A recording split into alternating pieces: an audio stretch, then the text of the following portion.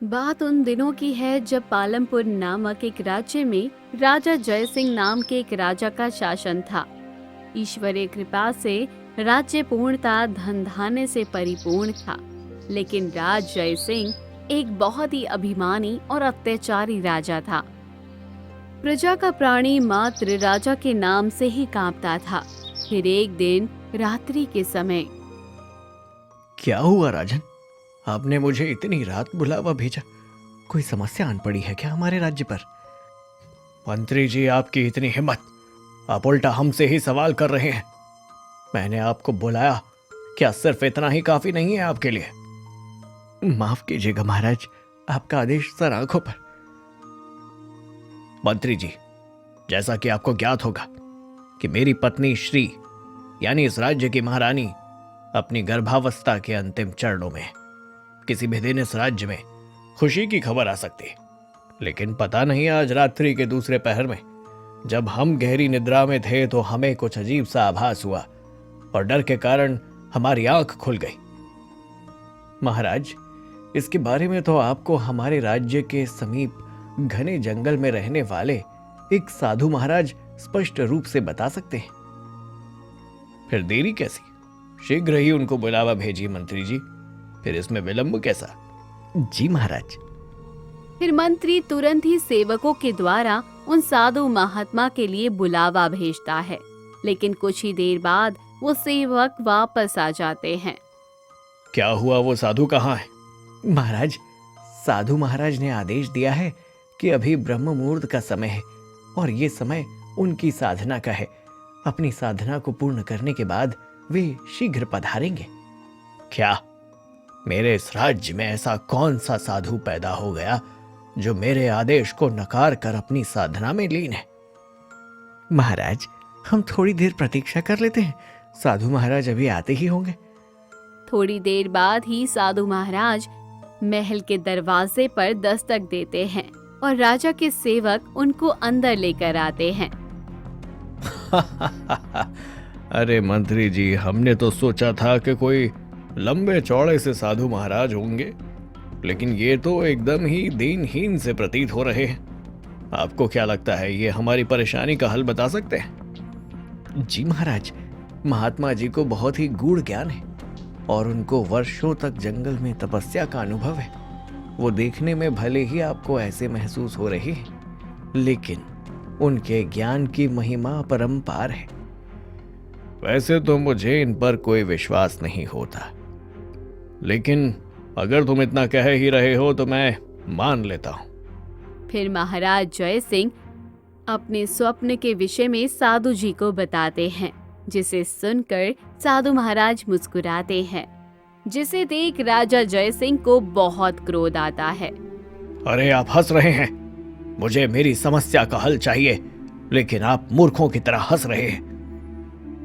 महाराज, मैं इस राज्य की प्रजा के लिए खुश हूं, क्योंकि अब जल्दी ही उन्हें आपकी प्रताड़नाओं से मुक्ति मिलेगी। जल्दी ही आपका काल आ रहा है महाराज, और वो भी आपके पुत्र के रूप में। अरे मुझसे मेरे शत्रु भी थर थर कांपते हैं, और तू कह रहा है कि मेरा पुत्र ही मुझे मारेगा? हाँ महाराज, और वो भी भरी सभा में, जहां मैं भी उपस्थित होऊंगा। ए बेवकूफ फकीर, तू मुझे क्या मेरा काल बताएगा? तू अपना काल नहीं देख कर आया? अरे मैं अमर होकर आया हूं, मुझे कोई नहीं मार सकता। और ये तू कैसी बेवकूफी भरी बातें कर रहा है? मेरा काल मेरा पुत्र है। और अगर मैं उस पुत्र को इस दुनिया में आने ही ना दूं तो?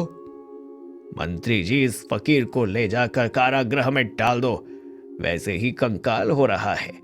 इसको कुछ दिनों तक खाना नहीं दो, अपने आप ही मर जाएगा।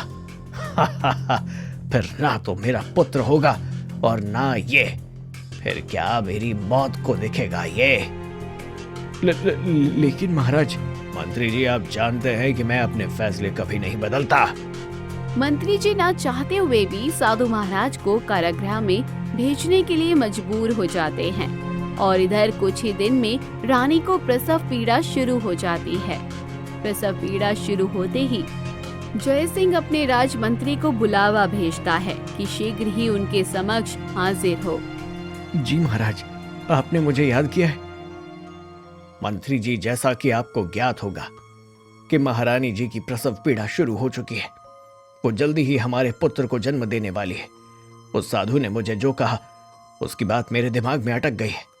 मैं चाहता हूं कि अपने इस पुत्र को नष्ट कर दूं, लेकिन चूंकि ये मेरी पहली संतान है तो महारानी इस दुख को बर्दाश्त नहीं कर पाएंगी और मैं महारानी को किसी भी हालत में खोना नहीं चाहता हूं। इसलिए इस पुत्र को इस दुनिया में आते ही आप ले जाकर जंगल में मार देना और उसे वहीं जमीन में गाड़ देना। आप हमारे पूरे राज्य में पता कीजिए किसके यहाँ अभी पुत्र का जन्म हुआ है। जो आज्ञा महाराज।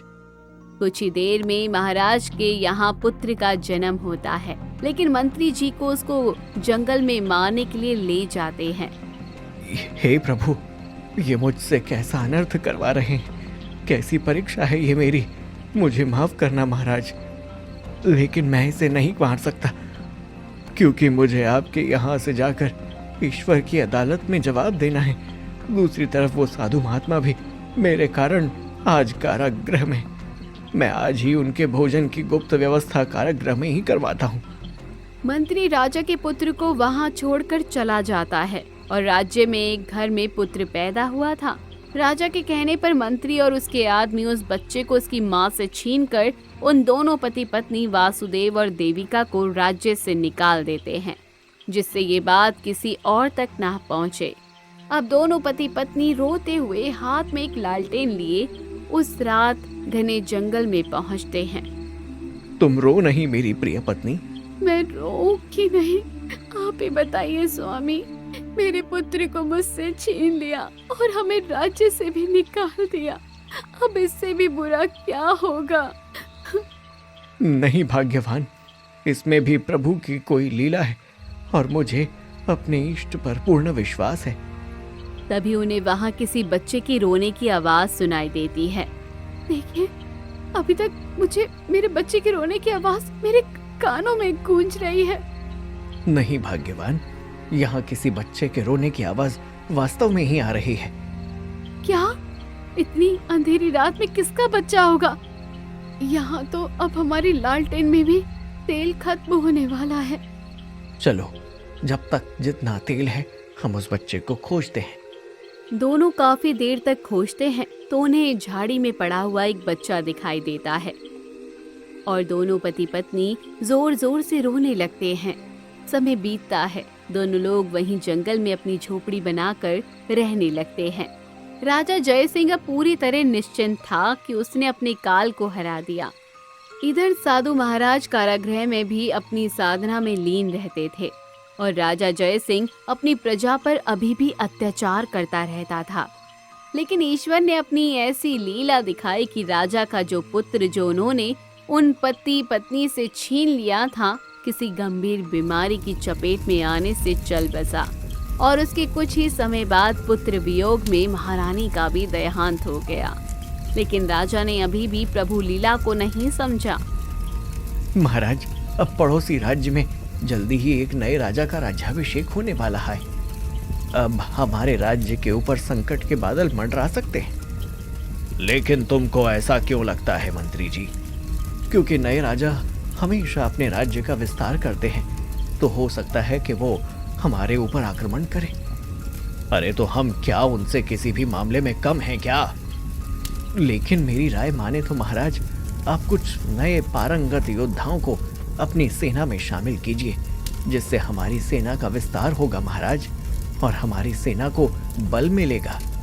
ठीक है, अगर आप कहते हैं तो मैं इस पर विचार करूंगा।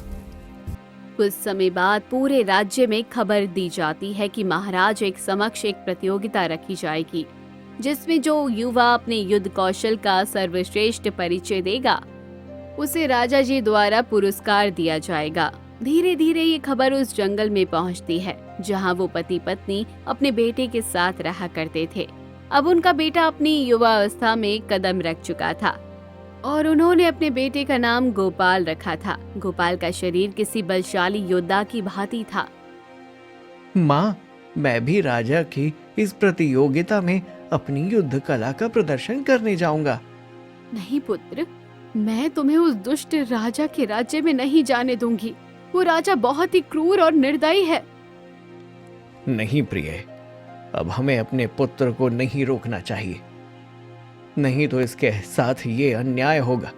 अब इसके इस दुनिया को देखने और जानने का समय आ चुका है, और विधाता की नियति हम में से कोई भी नहीं जानता है।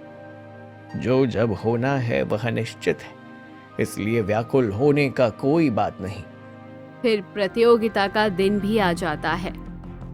मंत्री जी, आज कारागृह के सारे कैदियों को भी इस प्रतियोगिता का आनंद लेने दिया जाए, जिससे वो भी कुछ समय के लिए राहत महसूस कर सकेंगे। जो आज्ञा महाराज।